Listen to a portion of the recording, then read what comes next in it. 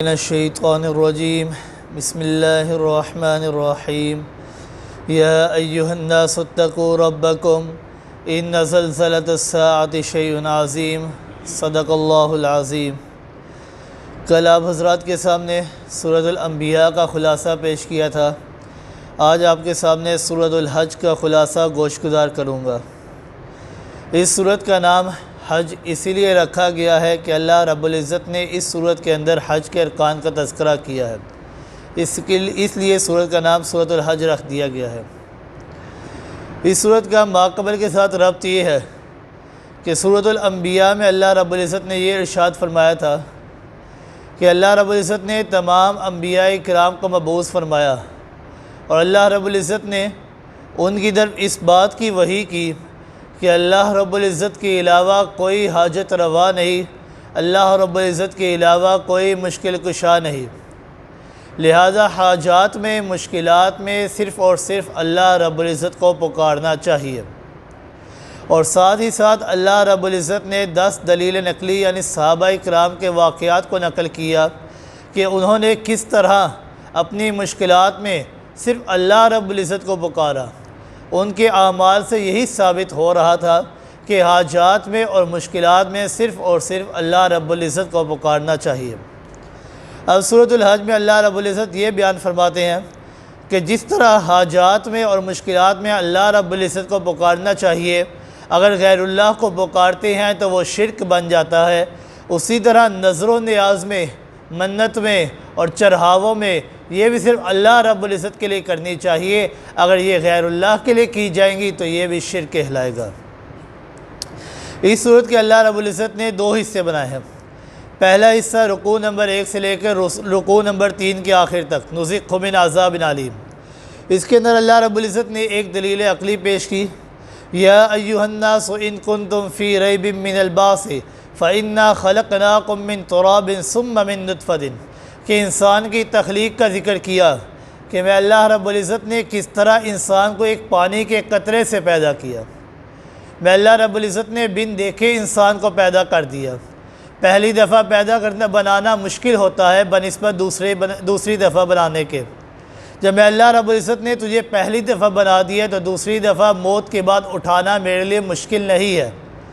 قادر مطلق ذات صرف اللہ رب العزت کی ذات ہے، اور اس حصے میں اللہ رب العزت شرک فی تصرف کی نفی کر رہے ہیں کہ متصرف فی الکل ذات یہ اللہ رب العزت کی ذات ہے اور کسی کی ذات نہیں ہے۔ اور دوسرے حصے میں اللہ رب العزت نے ایک دلیل نقلی پیش کی کہ حضرت ابراہیم علیہ السلام کو فرمایا کہ بیت اللہ کو ہر قسم کے مشرکانہ اعمال اور افعال سے اس کو پاک کر دیں۔ اور ساتھ ہی ساتھ اللہ رب العزت نے 4 عنوان پیش کیے نفی شرک فعلی کے۔ پہلا عنوان کہ جو تحریمات اللہ ہیں ان کو باقی رکھا جائے، یعنی جن کو اللہ نے حرام کرایا ہے ان کو باقی رکھا جائے۔ دوسرا عنوان غیر اللہ کی جو تحریمات ہے، یعنی اللہ کے علاوہ جو لوگوں نے حرام کی ہے ان کو ختم کر دیا جائے۔ تیسرا نظر و نیاز صرف اللہ رب العزت کے لیے ہونی چاہیے، اور چوتھا جو غیر اللہ کی نظر و نیاز ہے اس سے انسان کو رک جانا چاہیے۔ پھر اس کے بعد اللہ رب العزت اذن للناس سے جہاد کی اجازت دے رہے ہیں کہ اے لوگوں جہاد کرو، اور ساتھ ہی اللہ رب العزت مومنوں کے لیے فتح بھی بیان کر رہے ہیں کہ مومنوں کو فتح اور کامیابی ملے گی۔ اور پھر آخری رکوع میں اللہ رب العزت نے ایک شبہ کا جواب دیا، اللہ یصطفی من الملائکۃ رسلا ومن الناس، کہ مشرکین یہ کہتے ہیں کہ انبیاء، اولیاء اور فرشتے یہ اللہ کے برگزیدہ بندے ہیں، برگزیدہ لوگ ہیں، لہذا حاجات میں ان کو پکار لینا چاہیے۔ اللہ رب العزت نے اس کا جواب دیتے ہوئے فرمایا کہ بے شک یہ میرے برگزیدہ بندے ہیں، برگزیدہ مخلوق ہیں، لیکن حاجات میں پکارنا صرف میں اللہ رب العزت کو چاہیے۔ میں اللہ رب العزت نے صفات الوہیت میں سے ان کو کوئی صفت ادا نہیں کی۔ سمیع لکل شیء، یعنی ہر چیز کو سننے والی ذات اکیلے اللہ کی ہے۔ بصیر لکل شیء، ہر چیز کو دیکھنے والی ذات اللہ کی ہے۔ ہر چیز کو دیکھ کر، ہر چیز کو سن کر اس کی بدلنے والی، اس کی تقدیر کو بدلنے والی ذات اللہ کی ہے۔ قدیر لکل شیء، ذات بھی اللہ کی ہے۔ یہ اللہ رب العزت نے ذکر کیا، اور اس کے بعد اللہ رب العزت نے اس صورت کے اندر تقویٰ کی اہمیت کو بھی ذکر کیا۔ آیت نمبر 32 میں فرمایا وَمَن يُعَظِّمْ شَعَائِرَ اللَّهِ فَإِنَّهَا مِن تَقْوَى الْقُلُوبِ کہ جو شاعر الہی کی تعظیم کرتا ہے تو وہ سن لے وہ دلوں کے تقوی کی وجہ سے ہوا کرتی ہے۔ آیت نمبر 37 میں فرمایا لَن يَنَالَ اللَّهَ لُحُومُهَا وَلَا دِمَاؤُهَا وَلَٰكِن يَنَالُهُ التَّقْوَىٰ مِنكُمْ کہ یہ جو تم قربانی کرتے ہو اس کا نہ تو گوشت رب کائنات کو پہنچتا ہے نہ ہی خون پہنچتا ہے، ایک چیز پہنچتی ہے اور وہ ہے تمہارا تقوی، کہ تمہارا تقوی کس قدر خالص ہے۔ تقوی کے بارے میں سیدنا عمر فاروق رضی اللہ تعالیٰ کا تقوی دیکھیے کہ ان کا تقوی کس طرح کا تھا۔ سیدنا عمر فاروق رضی اللہ تعالیٰ کے پاس بحرین سے کستوری آ جاتی ہے، وہ تمام مسلمانوں کے درمیان تقسیم کرنی چاہیے تھی۔ سیدنا عمر فاروق رضی اللہ تعالیٰ کستوری کو تلوا کر مسلمانوں کے درمیان تقسیم کرنا چاہتے ہیں۔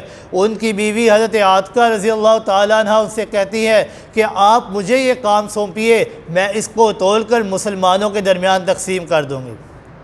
سیدنا عمر فاروق رضی اللہ تعالیٰ پہلے خاموش رہے، ان کے بار بار اصرار کرنے پر سیدنا عمر فاروق رضی اللہ تعالیٰ نے ان کو منع کر دیا، اور اس کی وجہ یہ بتلائی کہ اس کستوری میں مسلمانوں کا بھی حصہ ہے، جب آپ اس کستوری کو تقسیم کریں گی، اس کو تولنے کے لیے اٹھائیں گی تو اس کے کچھ ذرات آپ کے ہاتھ میں لگ جائیں گے۔ میں عمر کی غیرت کو اس بات کا بھی تقاضا نہیں ہوتا کہ میں عمر اور میرے اہل و عیال کو اتنی سی بھی زیادتی برداشت ہو جائے۔ یہ ہے تقوی۔ اور دین اسلام کے جتنے بھی اعمال ہیں اگر ان میں غور و فکر کیا جائے تو ان کی غرض و غایت صرف اور صرف حصول تقوی ہی ہے۔ روزے کا ذکر آئے تو اللہ رب العزت نے فرمایا کتب علیکم الصیام کما کتب علی الذین من قبلکم لعلکم تتقون۔ حج کا ذکر آیا، اللہ نے فرمایا وَمَن يُعَظِّمْ شَعَائِرَ اللَّهِ فَإِنَّهَا مِن تَقْوَى الْقُلُوبِ۔ قربانی کا ذکر آیا، اللہ نے فرمایا لن ینال اللہ لحومها ولا دماؤها ولكن ينالہ التقوی منکم۔ لباس کا ذکر آیا، اللہ نے فرمایا وَلِبَاسُ التَّقْوَىٰ ذَلِكَ خَيْرٌ۔ زاد راہ کا تذکرہ آیا، اللہ نے فرمایا وَتَزَوَّدُوا فَإِنَّ خَيْرَ الزَّادِ التَّقْوَىٰ۔ بہترین زاد راہ یہ تقوی ہے۔ مساجد جہاں انسان کی پیشانی جھکا کرتی ہے اس کی بنیاد کا تذکرہ آیا تو اللہ نے فرمایا أَفَمَنْ أَسَّسَ بُنْيَانَهُ عَلَى التَّقْوَىٰ مِنَ اللَّهِ کہ کون ہے کہ جو مساجد کی بنیاد تقوی پر رکھے۔ گویا کہ انسان اگر اعمال شریعہ کو دیکھے گا تو ان کی غرض و غایت صرف اور صرف حصول تقوی ہے۔ اس لیے اللہ رب العزت نے پہلے سپارے میں فرمایا یا ایھا الناس اعبدوا ربکم الذی خلقکم والذین من قبلکم کہ اے لوگو عبادت کرو اس ذات کی کہ جس ذات نے تمہیں پیدا کیا اور تم سے پہلے جتنی بھی مخلوقات ہیں ان کو بھی پیدا کیا۔ کس لیے پیدا کیا؟ لعلکم تتقون تاکہ تم متقی بن جاؤ، تاکہ تم تقوی اختیار کرنے والے بن جاؤ۔ اور آپ صلی اللہ علیہ وآلہ وسلم جب نگاہ خطبہ دیا کرتے تھے تو اس کے اندر آپ صلی اللہ علیہ وآلہ وسلم 3 آیات پڑھا کرتے تھے۔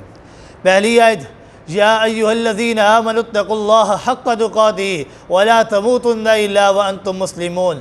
دوسری آیت یا ایھا الناس اتقوا ربکم الذی خلقکم من نفس واحدۃ وخلق منها زوجها وبث منہما رجالا کثیرا ونساء واتقوا اللہ الذی تساءلون به والارحام۔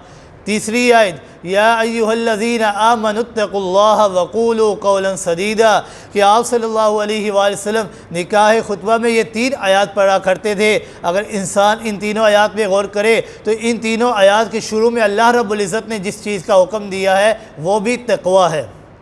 اللہ رب العزت نے پہلی آیت میں فرمایا یا ایھا الذین آمنوا اتقوا اللہ کہ ایمان والو تقوی اختیار کرو جس طرح تقوی اختیار کرنے کا حق ہے۔